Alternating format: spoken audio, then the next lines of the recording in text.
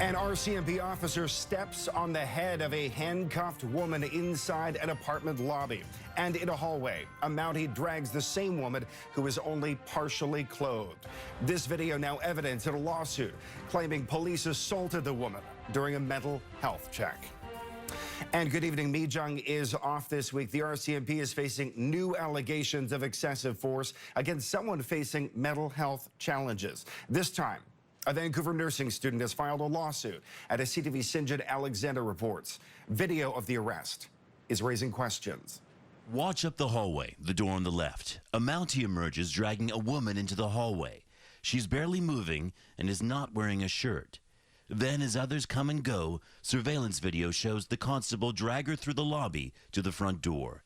The woman on the ground is UBC Okanagan student Mona Wang. Court documents filed in BC Supreme Court claim the Mountie's conduct was abusive and repetitive to the extreme. The notice of civil claim reads, on January 20th, Wang was in mental distress and her boyfriend called for help. It claims Constable Lacey Browning found Wang in the washroom in a semi-conscious state, demanded she get up, kicked her, and then dragged her out of the apartment. Later in the lobby, the officer is seen picking Wang up by the hair before putting it back down on the ground.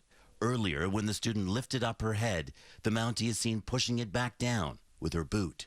The action of Browning and the RCMP were reckless, high-handed, abusive, and showed a callous disregard for the plaintiff's rights. It could have gone horribly wrong.